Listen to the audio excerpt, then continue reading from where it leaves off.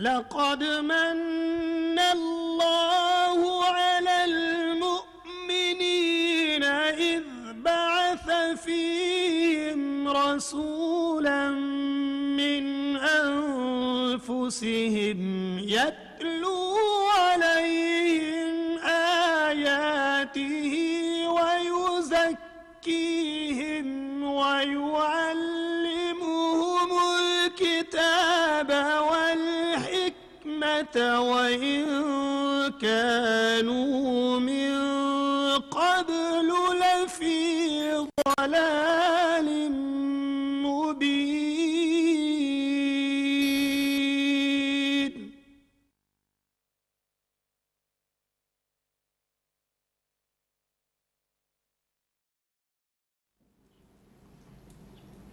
نحمده ونصلي ونسلم على سيدنا ومولانا محمد رسوله النبي الأمين المكين الحنين الكريم الرؤوف الرحيم. أما بعد. بسم الله الرحمن الرحيم. Respectable teachers and students, we discussed the topic of significance of prophethood in Islam in general and with particular reference of the prophethood of Holy Prophet Muhammad sallallahu alaihi wasallam. And first aspect which we covered in our last lecture was that Holy Prophet sallallahu alaihi wasallam's person is declared to be an absolute, ultimate and conclusive evidence on the truthfulness of Islam, conclusive evidence of Tawheed, conclusive evidence of the teachings of Islam. So this is the basic point which explains the indispensable significance, unparalleled and unprecedented importance of the prophethood of Holy Prophet Muhammad sallallahu alaihi wasallam. Today we are discussing the same subject with the next topic. The next topic which comes under this subject is that Holy Prophet's life is the sole practical model and the sole practical shape,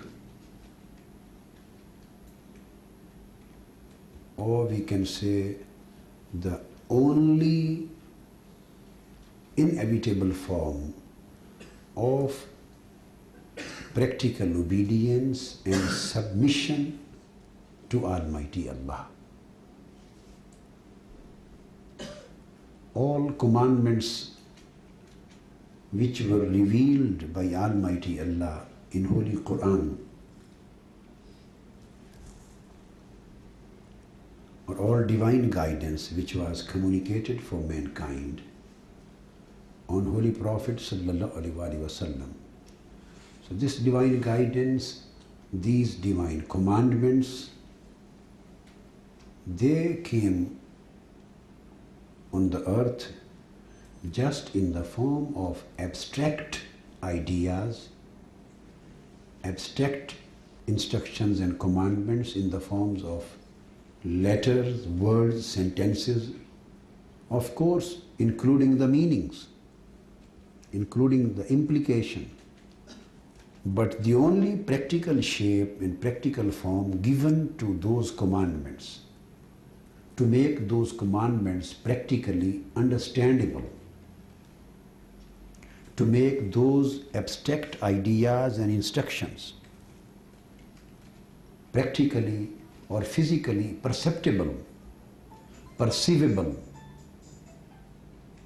and practically conceivable, so that one may perceive those ideas in its practical shape. So one may conceive those ideas in its physical form. One may understand those instructions to follow it. So understandability of the abstract instructions and ideas depends upon some practical demonstration. No divine commandment can be fully followed, can be fully practiced, can be fully obeyed practically, unless the same is demonstrated physically by someone.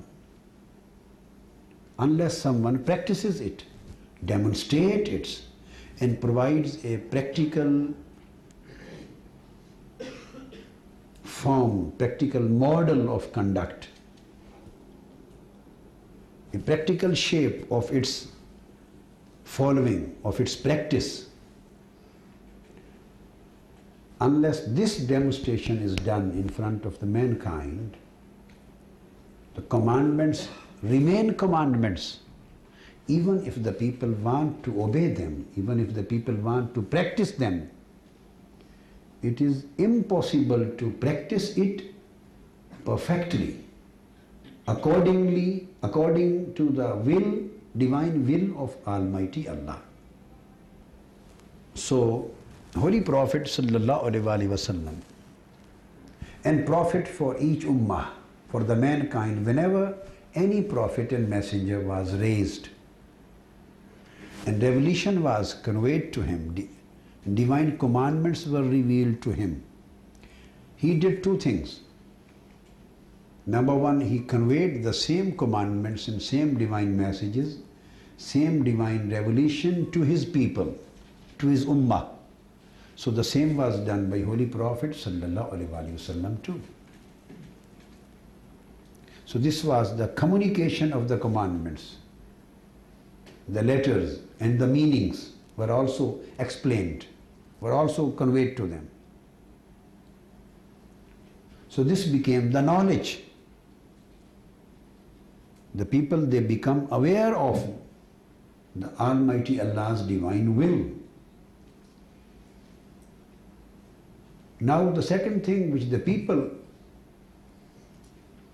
need is that how to practice it, how to practically follow this commandment, how to put this thing in their own life practically. For this purpose, they need a practical model of behavior. Somebody should perform in front of them. Somebody should practice in front of them. So the practical shape should also be demonstrated in front of them. Only then the people become to a position to follow it, to practice it, to put it into their practical life completely and perfectly. This thing, the practical demonstration. So this practical demonstration which is done, this is known the standard model of behavior, the standard practical form, the standard practical demonstration of divine will, practical demonstration, standard practical, ideal demonstration of divine commandment. This is exclusively and solely done by the Prophet sallallahu alaihi wasallam and not by anybody else. So this is the second aspect of indispensability of prophethood. Before going forward on this subject, I would like to make a point here and to explain another thing which is very are directly relevant with this discussion, and that is the necessity of Sunnah in Islam. Indispensable need, the indispensable necessity of Sunnah in Islam, the authoritative position of Sunnah in Sharia. The same subject can be discussed under various captions, various headings. The whole discussion would be the same. Theme is same. Whether Sunnah possesses an authoritative position, an authoritative status in Islam or not. Is Sunnah indispensable in Sharia of Islam? Whether we can do with Islam, whether we can deal with Islam, follow Islam, practice Islam without following the Sunnah and Seerah of Holy Prophet sallallahu alaihi wasallam, just concentrating on Quran, just concentrating on Quran, just trying to derive every kind of guidance from Quran, or considering the Holy Quran as the whole sum of divine guidance, perfect and complete in it, without feeling any need of Sunnah of Holy Prophet sallallahu alaihi wasallam.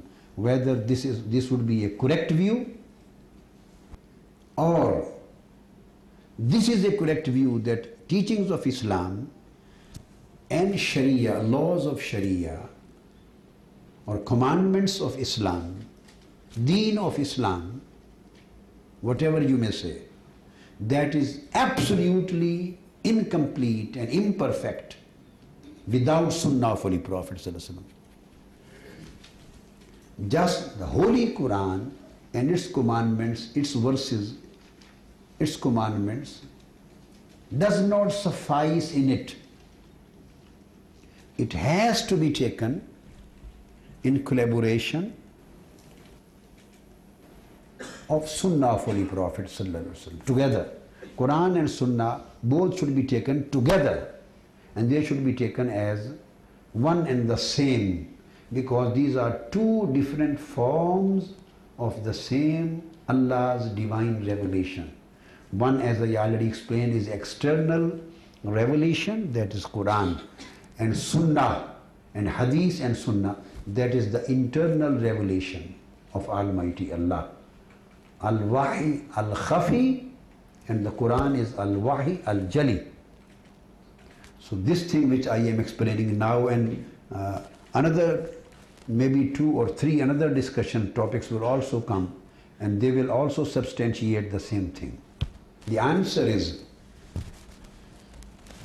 that those who think that only Quran would be sufficient for understanding Islam and Sharia, or practicing Islam and Sharia, they are totally wrong. Totally wrong. And they have a misconception about Islam in their minds. They have not properly understood Quran, even not properly understood the Quran itself. So that would be wrong. Islam remains incomplete without Sunnah. Quran and Allah's commandment cannot be practiced without the Sunnah of Prophet. They cannot become the practical form of life. They cannot become the practical system of life. Islam cannot be considered to be a code of life, practical code of life, a complete system of life which is to be practiced, which is to be followed, which is to be practically adopted, unless Sunnah of Holy Prophet ﷺ is attached to Quran. So they both are the fundamental sources of Islamic divine guidance. They both are basic sources of Sharia, basic and fundamental sources of Sharia. And the authority of both, the Sunnah's authority is also unchallengeable, like the Holy Quran's position. It is also unqualified. The position of Sunnah is also unqualified. It is also absolute. It is also compulsory and mandatory, like the Holy Quran. It is also indispensable and inevitable. Indispensable and inevitable. Sunnah in itself being the major and fundamental divine source is also, possesses the same authoritative and authentic position in Sharia as the Quran possesses. The difference also of grade. The difference lies just in grades. When we create the gradation between them, Quran comes on the first grade and Sunnah comes after that. Because Quran is divine revelation externally and internally, both. Sunnah is divine revelation internally, not externally. I mean, not in the form of the words and letters. Words and letters, these are the utterances of Holy Prophet ﷺ. Deeds, practices are the acts of Holy Prophet ﷺ. But the internal, its being internal revelation possesses the same significance as Quran possesses, as of Quran. So you have to keep this thing in your mind, that Islam, Sharia, laws of Sharia, commandments, divine commandments, Islam as a system of life, divine guidance of Islam, everything remains totally incomplete, imperfect, impracticable without the Sunnah. Because keeping the Sunnah apart, detaching Sunnah from Holy Quran, just if we take the Holy Quran in its commandments, it remains just an abstract communication of the words of Allah and meanings, words, messages. It has no practical shape and practical and physical shape in our life. These are do's and don'ts. Do it and don't do it. This is halal. You are allowed to do it. You are prohibited to do it. That's it. How to be done? How not to be done? How to be practiced? What will be the practical form? The timings, the details, each and everything which is needed to make it a practical thing in life, that is based on the Sunnah. So that's why Almighty Allah said, I will quote a few verses from Holy Quran, stated, مَنْ يُطِعِ الرَّسُولَ فَقَدْ أَطَاعَ اللَّهِ. So practically speaking, the obedience of Allah, in fact, if we want the obedience of Almighty Allah, the only way to obey Almighty Allah is to obey the Holy Prophet sallallahu alaihi wasallam. There is no other choice and option available. The only way to obey Almighty Allah is to obey the Holy Prophet sallallahu alaihi wasallam. There is no other way available in Sharia of Islam. So this position of Holy Prophet sallallahu alaihi wasallam has been narrated, has been secured, has been declared by Holy Quran in the words, مَنْ يُطِعِ الرَّسُولَ فَقَدْ أَطَاعَ اللَّهِ. Anyone who obeys the messenger, surely he obeys Almighty Allah. This is in Surah An-Nisa, and its number is 4, and verse number is 80. Then it is stated again, the second verse, again it is of Surah An-Nisa and verse number is 64. Now I am giving the second reference. وَمَا أَرْسَلْنَا مِن رَسُولٍ إِلَّا لِيُطَاعَ بِإِذْنِ اللَّهِ. This is a verse which speaks about the general concept of prophethood. The first was particular and specific about Holy Prophet sallallahu alaihi wasallam position. This gives a general concept of the necessity and the purpose of raising of the prophets, necessity of prophethood. It says, وَمَا أَرْسَلْنَا مِن رَسُولٍ إِلَّا لِيُطَاعَ بِإِذْنِ اللَّهِ. Almighty Allah says, we have never sent any messenger but with Allah's permission and commandment, but with Allah's commandment that he should be obeyed.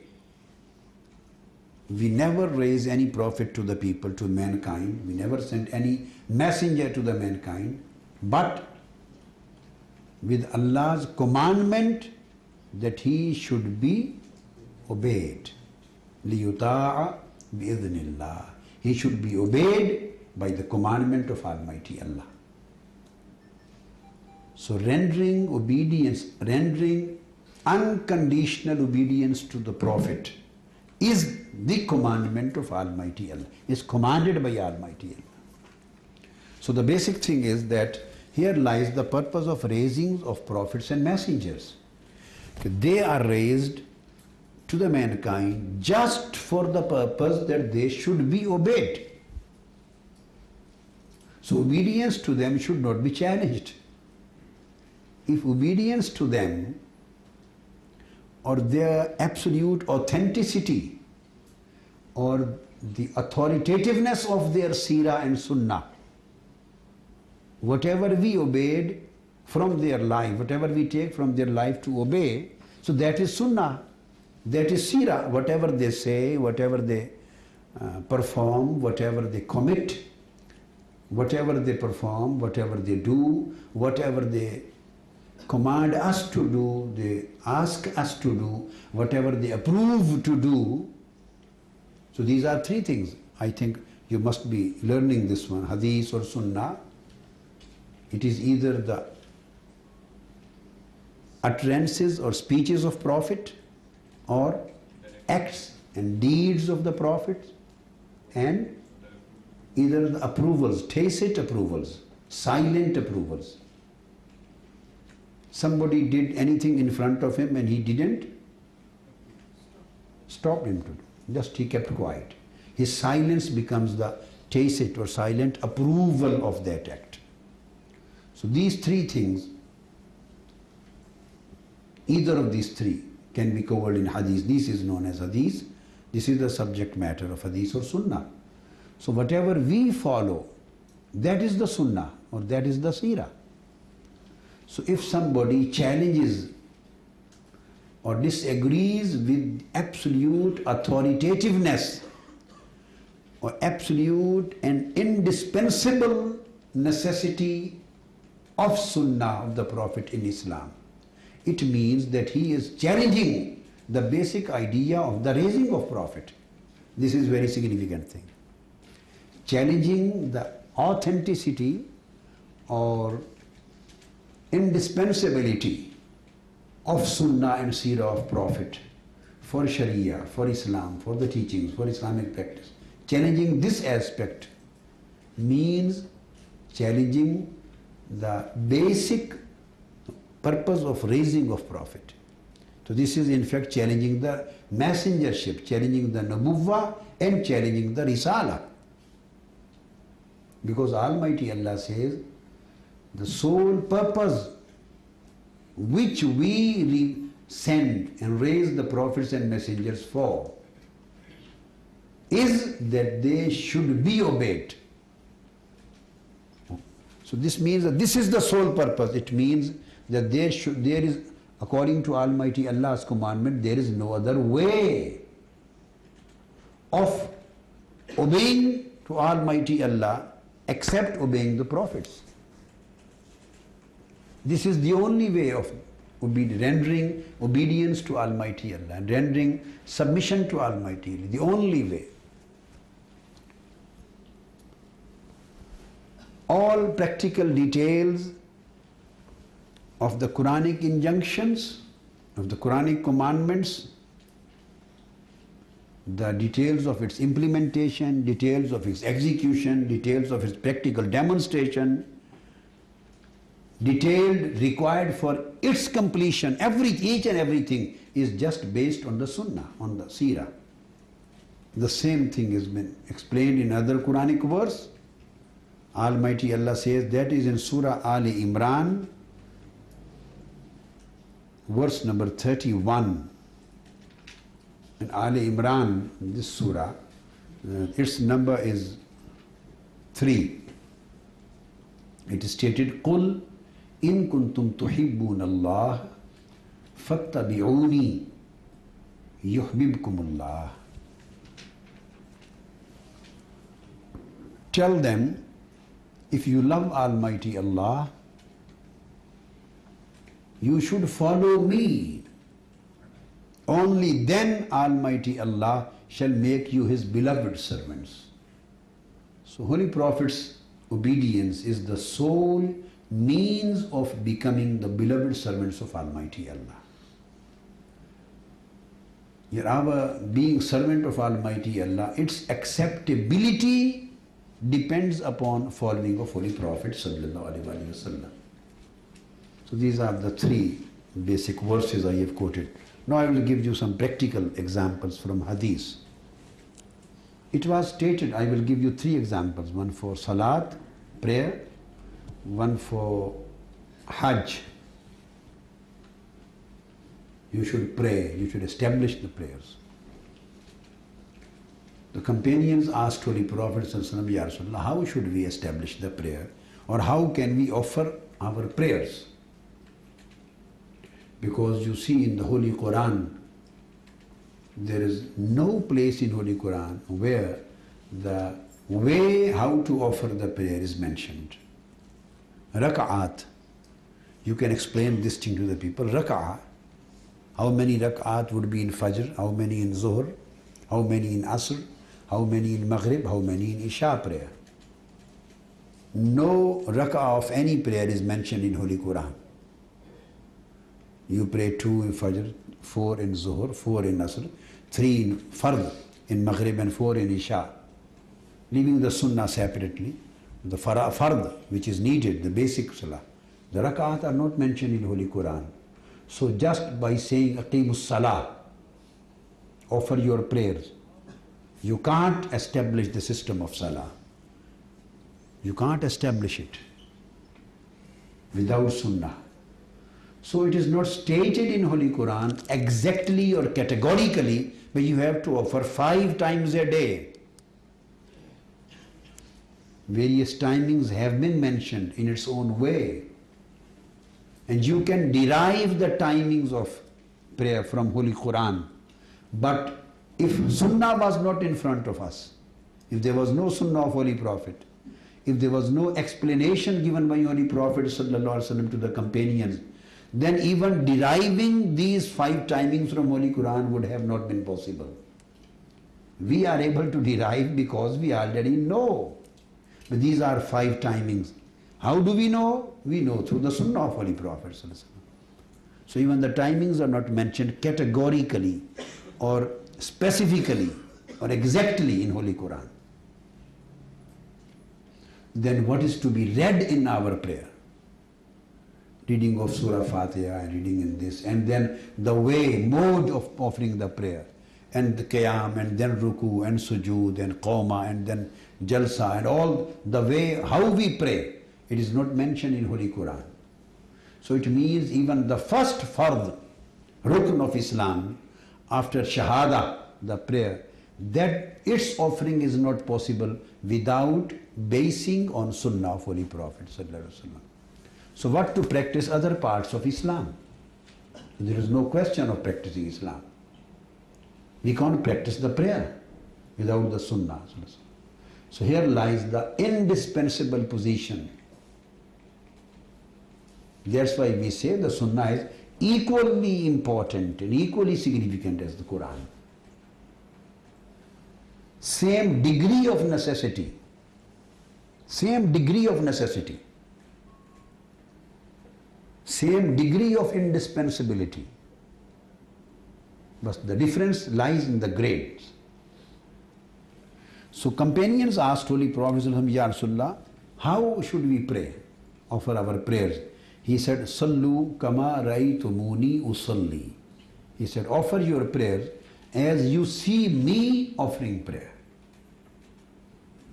So he said, my practice is a model of behavior in front of you. This is the model. This is the standard form of demonstration. Standard form of demonstration. So Holy Prophet sallallahu alaihi wasallam, his practice, his acts and deeds, they established the method of prayer. And that's how the commandment of Almighty Allah was practically implemented, practically executed, practically experienced. If the Prophet was not there to practice, so the practical execution of Allah's commandment was not possible on this earth. That's why Almighty Allah raised the prophets and messengers to the people, to the mankind, so that He may send His commandments to them and they may demonstrate His will in front of the people. The first thing which we discussed in our last lecture was that the person of the Prophet, his personality, his seerah, his life is the absolute and conclusive evidence of the truthfulness of Islam. Conclusive and absolute evidence of the truthfulness of Tawheed. So that was the evidence of truth, ultimate truth, evidence of the ultimate truth. That is Islam, that is Tawheed, even that is the divine revelation. That was the first aspect. Now we have come to the practical and demonstrative aspect of Islam. So now we are saying there is no other means of practicing Islam without the Sunnah of Holy Prophet. So these things explain the significance of Prophet.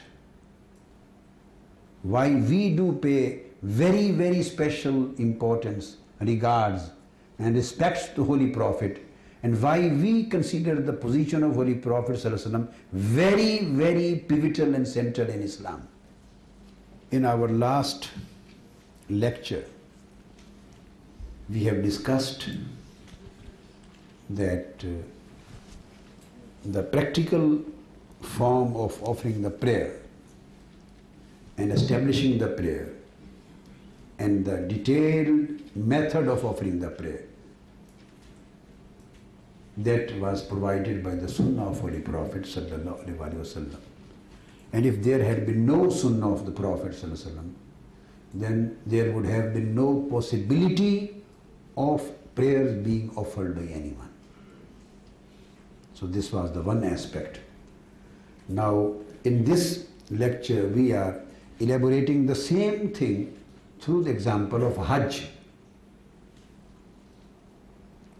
And that thing is related to the prayer that is narrated in Sahih al-Bukhari.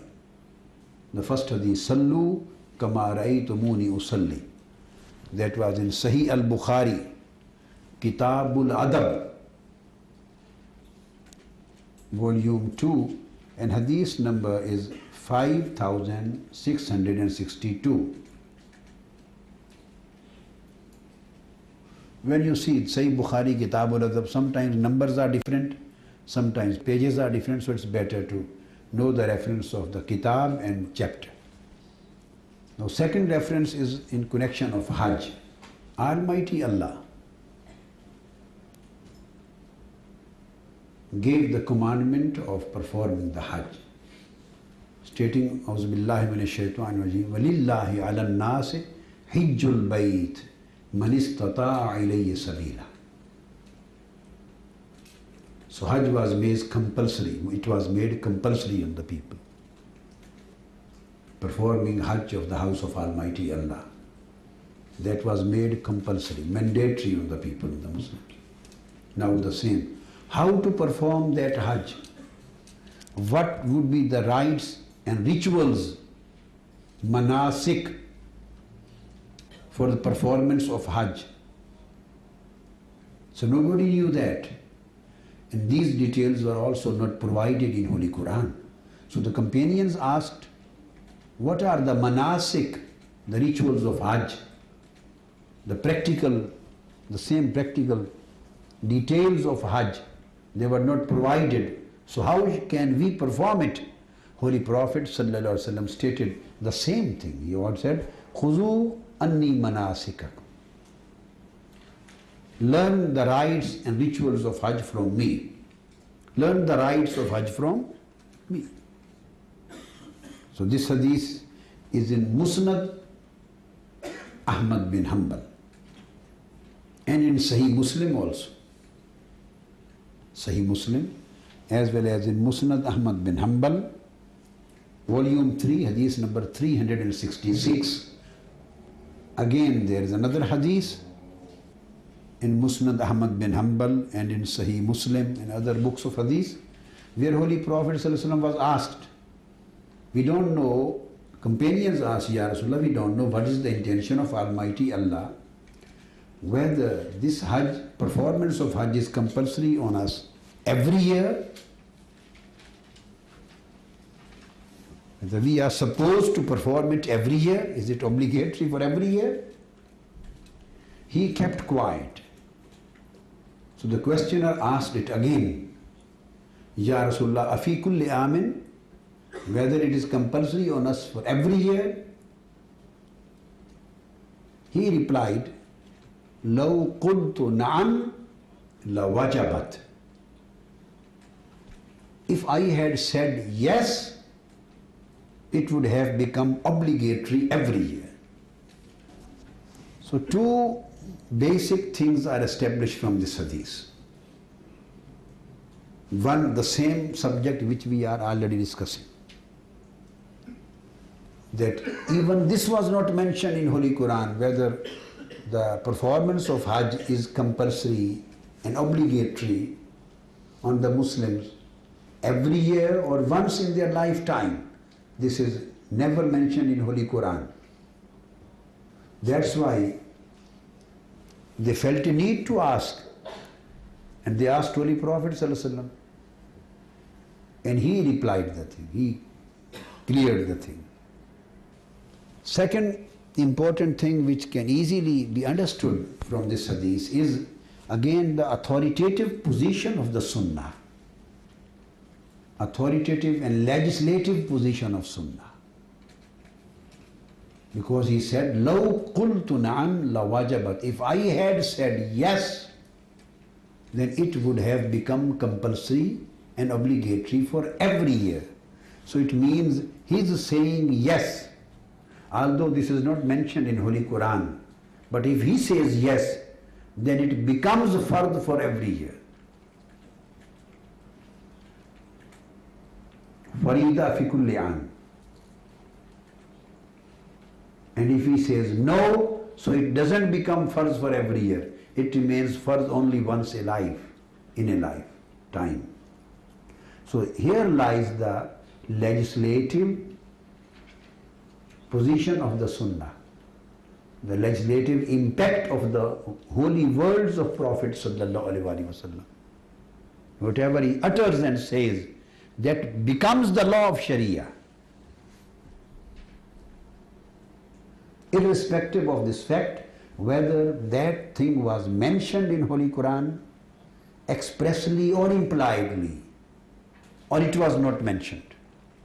Irrespective of this fact, whatever he says and speaks about, that becomes Sharia itself, the commandment of Sharia. So it means that the commandment of Sharia is not only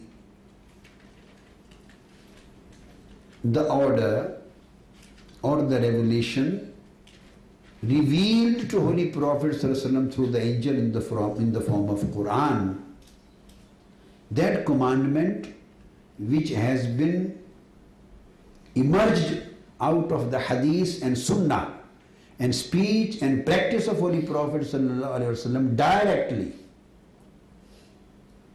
without being derived from Holy Quran or not, directly, even that is also known to be the divine commandment in Sharia, having the same significance, same position, same authenticity, and same, you can say, legal and legislative position in Islam. So this hadith is also mentioned in Musnad Ahmad bin Hanbal, volume 2, and its page is 508. Wherever Musnad Ahmad bin Hanbal is mentioned, it is page, volume, first was page, volume, Musnad, volume 3, page 366. Musnad Ahmad bin Hanbal for this reference, page 508. And again this is mentioned in Sahih Muslim, and hadith number is 1337. That's why the practical Holy Prophet's life is the practical model and the practical standard of the commandments of Sharia, his demonstration. For this it is stated in Holy Quran, لَقَدْ كَانَ لَكُمْ فِي رَسُولِ اللَّهِ أُسْوَةٌ حَسَنَةٌ. Almighty Allah has made a perfect model of behavior for you in Holy Prophet's life. A perfect standard of your following has been made, has been put, kept in the life of Holy Prophet ﷺ for you. His life has been made the standard of following. This reference is Surah Al-Ahzab, verse number 21. So his life is the standard example of the divine guidance for Muslims. Now, the next thing which reveals the significance of prophethood, that is a new topic, a new aspect, and that is the Holy Prophet's life is the basic and fundamental source of Islamic Sharia. His life, his teaching, his conduct and behavior, and briefly speaking, his sunnah and seerah, his sunnah is the fundamental and basic source of Islamic Sharia. I have already explained this concept to you in the beginning of the first discussion, but now we will, concept you have already understood, now we will give some references and we will substantiate this idea with some Quranic evidences. You know, there are 4 well-known sources of Islamic Sharia. Not only 4, but I said well-known. There are many other, when you go to in the subject of Islamic jurisprudence, then there are many subsidiary sources. 4 major sources, well-known major sources. One is Quran, number 2 is Hadith and Sunnah, 3 is Ijma, consensus of opinion, consensus, and 4 is Qiyas, that is analogy, juristic reasoning. This is juristic reasoning, analogy. Ijma is consensus of opinions. Then there are many kinds of ijma, and again some kinds of qiyas, analogy. Ijma and qiyas, these both come under the caption of ijtihad. Ijma and qiyas, these two are the 2 different forms of ijtihad. Ijtihad is juristic reasoning. So qiyas is a form of ijtihad. So this is a juristic effort performed by an individual, mujtahid, individual effort. And ijma is the collective effort. When there is an agreement of the jurists of that time, agreement of Sahaba, agreement of Ummah, agreement of the competent jurists and mujtahideen of that time, of that particular area, even of that particular city, we say ijma of Ahlul Madina. Ijma of Ahlul Madina. The ijma consensus of the people of Medina. Ijma of the people of Makkah. Ijma of the people of Kufa and Baghdad. Ijma of the people of this part of the world. So these are various categories and kinds and levels. So ijma and qiyas analogy, these both sources of Islamic Sharia or sources of law, Islamic law, they are the two roots or two branches of ijtihad. And ijtihad is of many kinds. So these two are the kinds of ijtihad. Ijtihad is the basic mode in Islamic law jurisprudence which keeps Islamic laws everlasting, adaptable in all times to come. It keeps it workable, practicable, implementable in all centuries, in all societies, in all areas of the world, in spite of the changing circumstances. And this guarantees the basic spirit of adaptability and reconstructive continuity. Reconstructive continuity of Islamic Sharia. It doesn't make it seized in any time. It makes it adaptable, workable, fulfilling the needs of the changing society, fulfilling the needs of the developing human life. So this is the basic force, the living force, which keeps it fresh, everlasting, ijtihad. Now we are talking of the first two basic sources, Quran and Sunnah. These are known to be the two fundamental sources, basic sources. Ijma and qiyas, the ijtihad, this is the derivative source. This is a derivative thing. A source which is based on the derivative capability. You have to derive certain thing from Quran or from the text of Sunnah. You have to derive it from the text of Quran and Sunnah, or you have to implement it, or you have to extend it for new situation. You have to expand it, you have to extend it, you have to extend its application in order to fulfill the similar but newly emerged situations. Newly emerging legal situations, but they are similar in their nature or in their circumstances or in their legal reasons or their legal effects.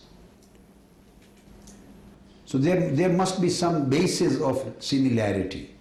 Whenever a new similar situation emerges out of the circumstances, you extend the old available law of Sharia up to that and you implement it. This is how the qiyas and ijtihad works. So, but the basic text for every ijtihad, basic text for every ijma, for every qiyas, for every ijtihad, for every subsidiary Islamic source of law, the basic text, the origin, where you have to base on, where you have to derive from, where you have to get the substance from, where you have to get the basic guidance from, that is the divine revelation. Divine revelation, meaning thereby Quran, text of Quran or text of Sunnah. So Sunnah, the hadith, this is the basic, one of the two basic and fundamental sources of Islamic law or Islamic Sharia. Al-Hukm al-Shari, this is the book on, but this is just one single point of Islamic jurisprudence, the definition of law. Definition of what is law in Islamic Sharia, just the ingredients of law in Islamic Sharia. Only this single topic has been addressed in this whole book. Al-Hukm al-Shari. Now next edition is coming that is more detailed and more comprehensive, and I have made it more easy. This is more technical. Now we are diluting it making it more easy. So this is just on the concept of hukm. Hukm means law, legal value. In fact, hukm means legal value. The law itself.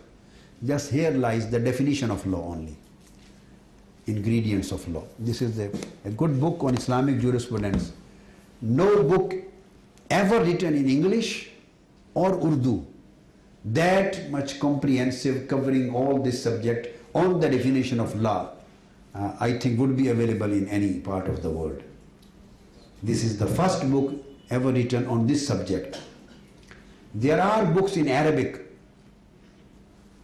all the classical Islamic law, the classical legal scientists and scholars and authorities and they have written, and chapters in the books of Islamic Sharia and Fiqh. Chapters are available. But this kind of book, absolutely on just one topic, taking one, is one of the unique books. And when you take the subject of this significance of prophethood, although first one book is the half of that book, the first volume of SEERAT, which we are studying now. Second, this is Iman ka Markaz-o Mehwar. Some students or friends from you, although this is not, for example, covered in your syllabus, but somebody you can read in Urdu and translate it little bit into English for this, they can just briefly summarize these kind of books. Now, the second aspect which we are covering in our lecture is that the Sunnah of Holy Prophet ﷺ is the fundamental source of Islamic Sharia. So this is another aspect of the significance of prophethood. The indispensable position of the Prophet, Holy Prophet in Islam. Indispensable, authoritative, esteemed status of Holy Prophet ﷺ. So this is the another aspect why the Prophet is considered to be so significant and why this position is considered to be so esteemed, honored and unprecedentedly important and significant in Islamic teachings. Why? These are various reasons. These are various evidences and arguments. So now we are taking this subject in light of this aspect, that this is again one of two fundamental sources of Islamic Sharia. And Holy Quran says in this respect, all places in Holy Quran, you see it is never mentioned in Holy Quran that obey Almighty Allah. Obedience of Almighty Allah is never mentioned exclusively in whole of the Holy Quran. This is very important thing. Wherever Almighty Allah gives the commandment for His obedience, He always joins the obedience of Holy Prophet with His obedience. Always there is a joint commandment of obey Allah and His Prophet, obey Allah and His Messenger. Sometimes says obeys Allah and obey His Messenger. Obey Allah and obey the Prophet. Sometimes you say obey Allah and Prophet. Obey Allah and Messenger. Sometimes you say if you obey the Messenger, this is the obedience rendered to Almighty Allah. But He never says if you obey Almighty Allah, that would be taken as obedience rendered to Holy Prophet. This is not the other way around. This is one-sided declaration. You understand this point? He's saying that if you obey me, if Allah says if you obey me, it means you have obeyed my Prophet too. If He had said like this, then the indispensable significance of the Sunnah would have been degraded. That would have been decreased. That would have created a possibility of neglecting its importance. That if Almighty Allah has obeyed His commandment, we have obeyed through Quran, then Holy Prophet's obedience has already been rendered. It means now there is no indispensable need of going to the Sunnah of Holy Prophets. So the obedience to Allah, it covers obedience to Prophet. No. Almighty Allah has never stated like this. But the other way around, He says, if you obey my Prophet, his obedience covers my obedience. His obedience is to be taken as my obedience. Whoever obeys my Prophet, obeys the Messenger, he has indeed obeyed me. I have already given you this reference in my last lecture. مَنْ يُطِعِ الرَّسُولَ فَقَدْ أَطَاعَ اللَّهَ. That was Surah An-Nisa, verse number 80. Whoever obeys the Messenger, he has indeed obeyed Allah, Almighty Allah. So it is stated, قُلْ أَطِيعُوا اللَّهَ وَالرَّسُولَ. Say, obey Allah and His Messenger. This is Surah Ali Imran, verse number 32. I will give you some examples from Quran, some references of Quran. And you can take more from the books. If you want, I will give you the names of the books and pages, references. You can take more, as much as you want. My own books. Number 2, it is in Surah An-Nisa, verse number 59. 59. It is stated, Ya ayyuhalladhina amanu ati'ullaha wa ati'ur rasool wa ulil amri minkum fa in tanaza'tum fi shay'in farudduhu ila Allahi wa rasool. This is verse number 59. It is stated, O believers, obey Allah and obey the Messenger sallallahu alaihi wasallam, and those amongst you, those who are men in authority amongst you, ulil amri minkum, those who are men in authority amongst.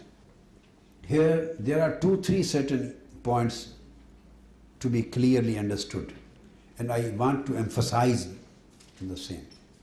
You see, first of all, it is stated, Atiullah, obey Almighty Allah, the first commandment. Then you see here, O believers, obey Allah, and the word obey the Messenger, and then those who have authority from you, who are men in authority amongst you. So 3 obediences have been ordered. 3. And the difference is that the word obey, this commandment, is here for Allah, and the same is repeated for Messenger. And this is not repeated for the men in authority. You understand the point? This is a very technical point, that in this particular verse, 3 obediences have been mentioned, have been made compulsory. The first is Atiullah, obey Almighty Allah. Then you see Wa Atiur Rasool, and obey the Messenger. So the commandment of obey has been repeated. The word, the order, obey, has been repeated. And the third, wa ulil amri minkum. For third obedience, the word obey, atiyu, has not been repeated. Here this word has been deleted. The same could have been done for a Rasool also.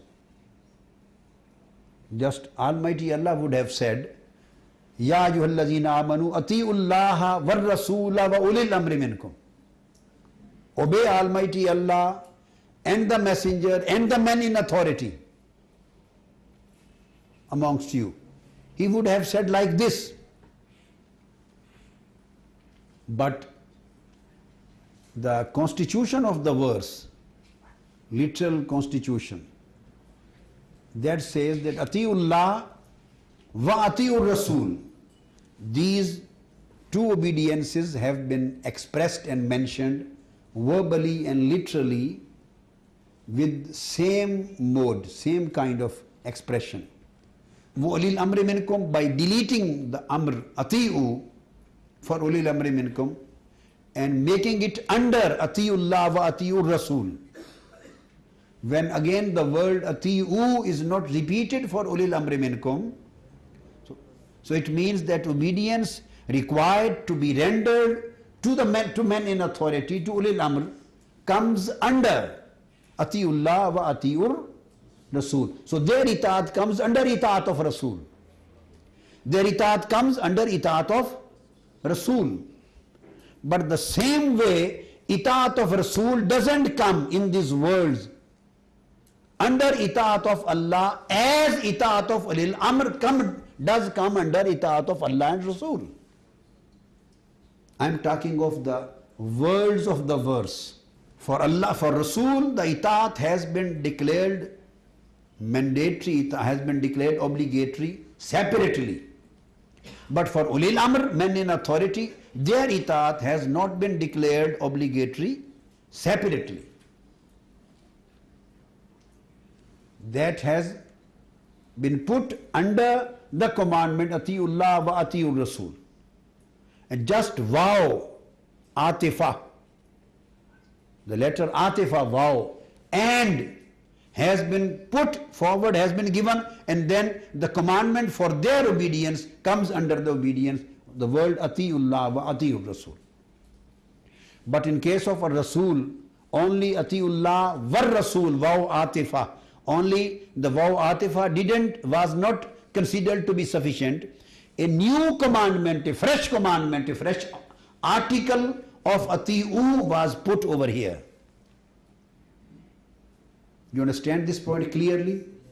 So definitely this is not a thing by chance. It possesses a significance, constitutional significance, juristic significance, legal significance, technical significance. So what is the technical difference between the two, which emerges out of this composition? It is very clear that the obedience which is required to be rendered has been classified and categorized into two kinds. It has been categorized into two kinds. One, obedient, two natures have been differentiated. One obedience is that of Allah and Rasul together. Equal status, both obediences have been placed on the equal level. Both the obligatory nature, the obligatory demand of the obedience, the demand of the commandment, it is known as talab, the demand, the order, the weight of order, the weightage of order, the weightage of demand, inner demand of the law, the value. So the obedience of Allah, obedience of Rasul, both have been placed on the same level. And obedience which is required to be rendered to ulil amri minkum has not been placed at the same grade or same level. That has been placed lower level, at the lower level. So the word atiullah and the word atiullu, this repetition of the amr of ati'u, repetition, takrarul fi'l. This is known as takrarul fi'l. Ati'u, amr. This is takrarul amr. Fi'l amr, takrarul amr.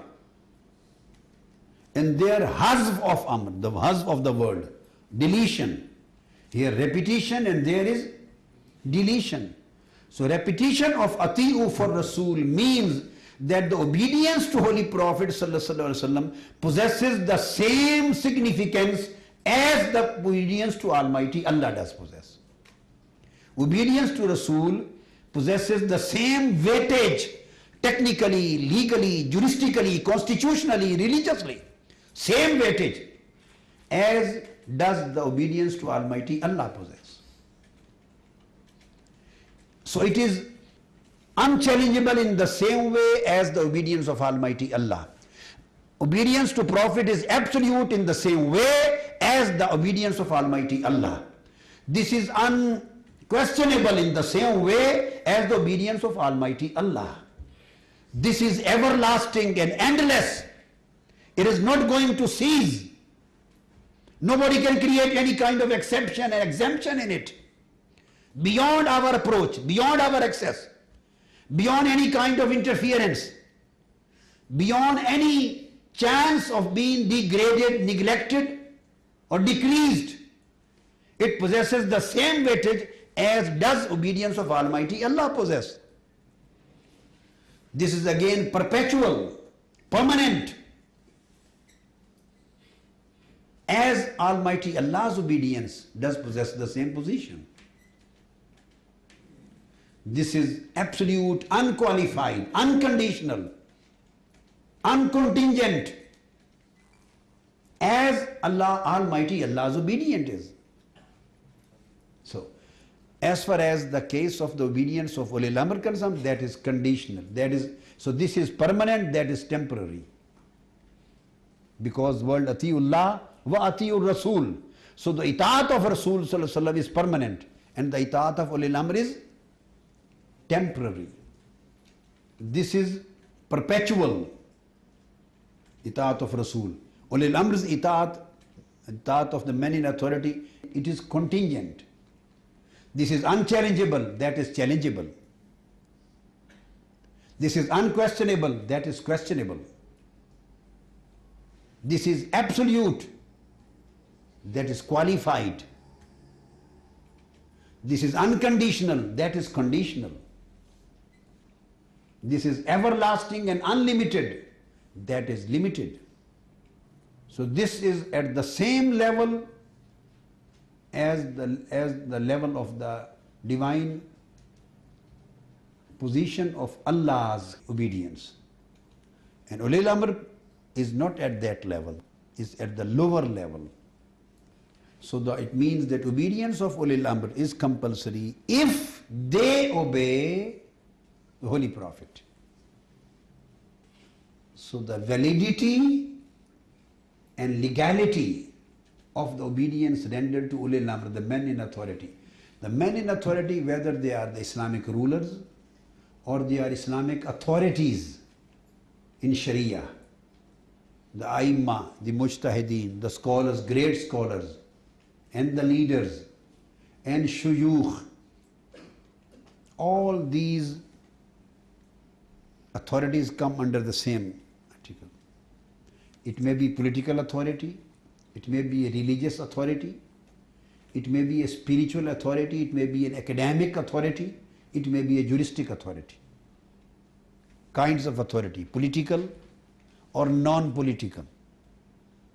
Political means khulafa, khalifa, Islamic ruler, sultan, head of the state, governments, executives, whatever is the case.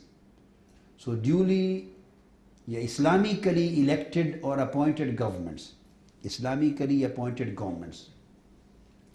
So they also are men in authority, Ulil Amr, like Khulafa or Rashideen and the Islamic rulers. Till the day of judgment, this article will apply for them if they are Islamically elected, one thing, and they are performing their duty and exercising their authority according to the limitations, the injunctions of Islam, because their obedience have been made contingent and conditional and dependent on the obedience of Almighty Allah and Prophet. So Holy Prophet was another word, was independent, and this is dependent. There is independent and this is dependent. This is political authority. And non-political, so it may be juristic and legal, like the Aimma, the founders of the Islamic schools of law, Imam Azam Abu Hanifa, Imam Malik, Imam Shafi, Imam Ahmad bin Hanbal, all the founders of Islamic schools of thought, schools of law, Imams of Islamic jurisprudence and Islamic law. So they possess the same authority. Their authority is derived from this word, Ulil Amri Minkum. There is the juristic and legal academic authority. Academic authority. All other authorities in Islam, great imams, great scholars, great authorities of various Islamic branches, Islamic knowledge, authorities of knowledge, they also derive their authority from the same thing, ulil amri minkum. Sheikh, the spiritual leaders, religious leaders, you ask fatwas from them, you follow them, their guideline.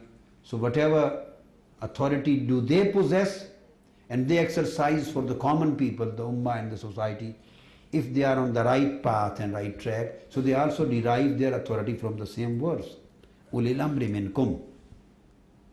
And the same is the concept of taqleed, following any of the imams of fiqh, taqleed, following of any religious school, following of any imam of fiqh. For example, we are known to be Hanafi. Why we follow Imam Abu Hanifa? This imam, we follow him in our interpretation of Islamic Sharia. Those who are Malikis, those who are Shafi'is and Hanbalis, they follow their own imams, Malik, Imam Shafi, Ahmad bin Hanbal, in Islamic law, in Islamic jurisprudence, in interpreting the Sharia of Islam. They follow their path, their principles of interpretation, their modes and methods of their interpretation. So they follow. So this authority is also derived from Ihdina Sirat al-Mustaqim, Sirat al-Ladhina Anamta alayhim, and this verse, Ulil Amri Minkum, and this particular verse, Fas'alu ahla dhikri in kuntum la ta'lamoon. If you don't know, you should ask those who are the men of dhikr, the men of remembrance. You should ask them and get light from them, get guidance from them, meaning thereby follow them, their teachings, follow their teachings, follow their way of life, follow the guidelines given by them. And there is another fourth verse.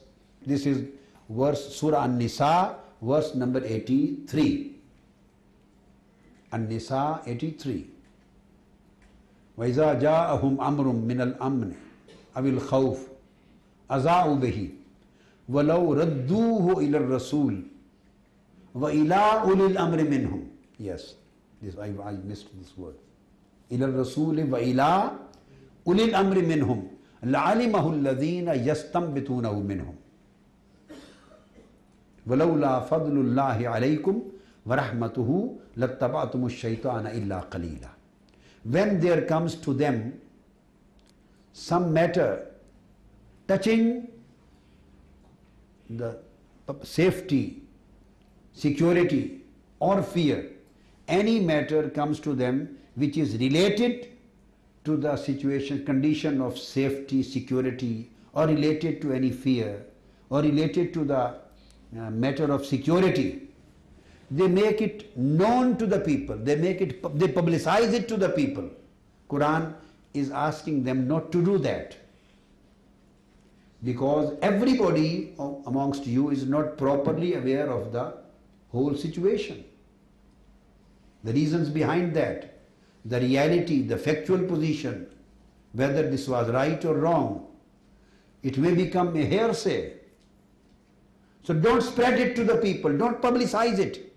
So what you have to do, if any this kind of situation emerges in their circumstances, they should only refer it to the messenger.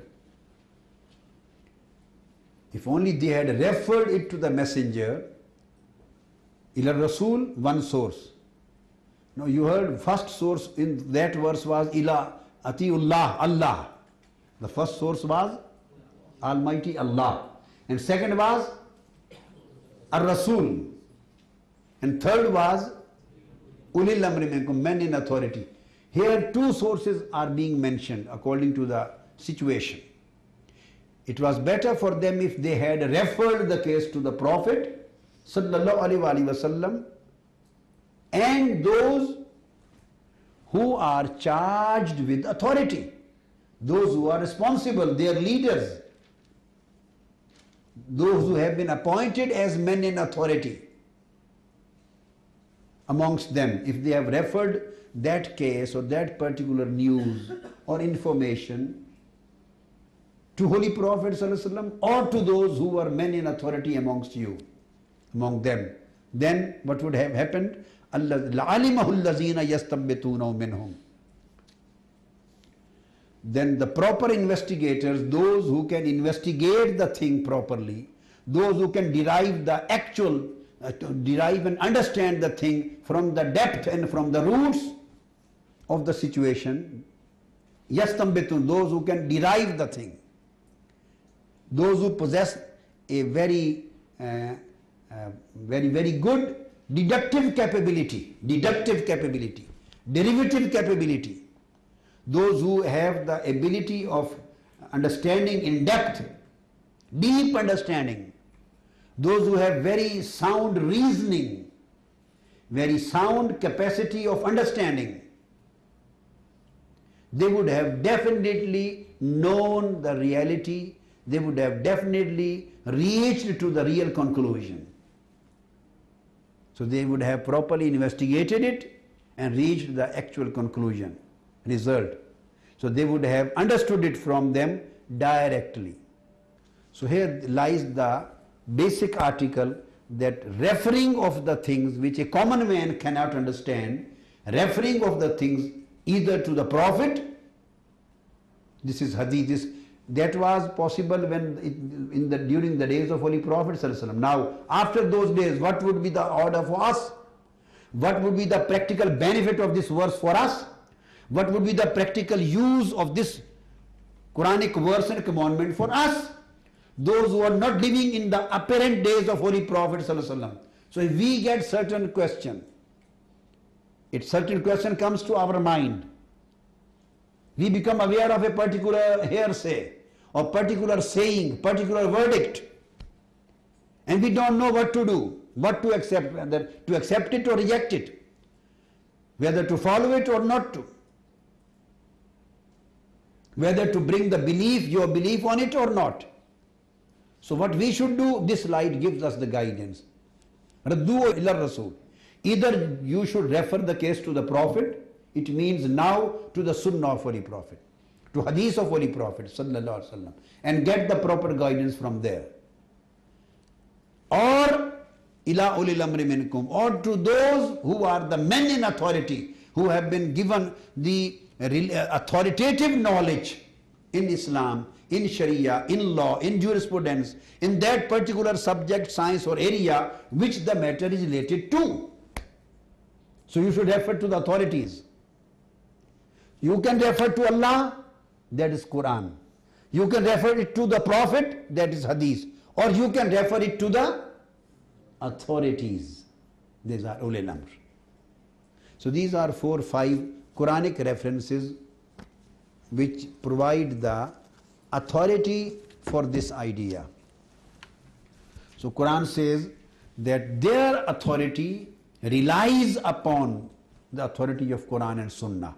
If they follow Quran and Sunnah, if they are on the right path, if they themselves are the true followers of Allah and His Prophet, only then they are entitled to your obedience. And if they don't follow Allah and His Prophet, and if they don't follow Holy Prophet, they don't obey Allah's and Prophet's commandment, they themselves have deviated from the original sources, then their authority is not binding on you. That's why I have said that their authority is dependent, that is conditional, that is contingent, that is qualified, that is challengeable, that is questionable. But same thing you can't do with Holy Prophet Sunnah. You can't challenge it. You can't create any objection to it. You can't object it. Why? Because for them you have a criterion in front of you. The criterion is the Prophet Sunnah. The standard is the Prophet Sunnah. You can bring it and put it in front of Holy Prophet Sunnah. If it is consistent to Holy Prophet Sunnah, if this is in consonance of the Sunnah of the Holy Prophet, then it is acceptable. And if this is inconsistent to the Prophet's Sunnah, if this is contrary to the Prophet's Sunnah, if this is in clash to the Prophet's Sunnah, then you are obliged to reject it. So the criterion lies here, the standard lies here, the basic standard authority lies here, and you can weigh it whether this is in its consonance or not. When comes the case of Holy Prophet ﷺ Sunnah, so you don't possess any other authority to weigh it, because Holy Prophet Sunnah is authority itself, is the criterion itself, is the standard of truth itself, is the evidence of truth itself, is the standard of acceptance and rejection itself. So whatever Holy Prophet ﷺ has stated, whatever you get from the Sunnah of Holy Prophet, that is the truth, that is the reality, that is the standard, that is the criterion. That's why Holy Prophet's obedience is unchallengeable.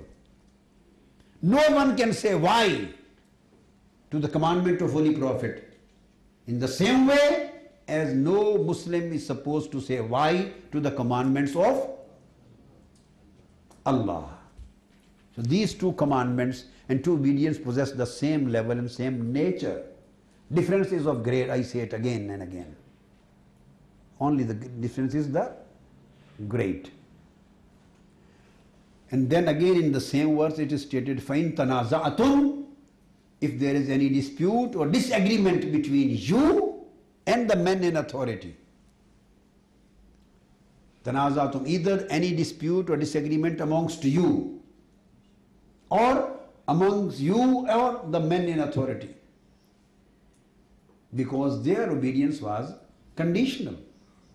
You are supposed to obey them, but at the same time you have a right to question their authority if the authority is based on the Quran and Sunnah, and they are really the on SEERAT al-Mustaqim. They belong to the category of Ihdina SEERAT al-Mustaqim. So then they become beyond your objection. So you can check it. And if this kind of thing arises, then Quran says, then the case is to be referred to the final sources. Final sources. Final authorities. Those authorities which are unchallengeable. And these are, فَإِن تَنَازَعْتُمْ فِي شَيْءٍ, then return it to فَرُدُّوهُ إِلَى اللَّهِ وَالرَّسُولِ, then refer and return it to Allah and to the Messenger. Again, the same thing has been repeated, re-emphasized, that authority of Almighty Allah and His commandment and authority of the Prophet and his commandment possesses the same weightage and significance. Because if there is any dispute, again it is not stated that you should refer then, in case of dispute or disagreement, you should refer the case to Allah or to Quran. No, at the same time stated, you should refer your case for final adjudication to Almighty Allah and Rasul, the messenger. So this is the position of the Holy Prophet's Sunnah, indispensable and authoritative position of the Sunnah for Islamic law and Islamic Sharia. And there are certain other verses, inshallah, I'll take in my next lecture. وَمَا عَلَيْنَا إِلَّا الْبَلَاغُ.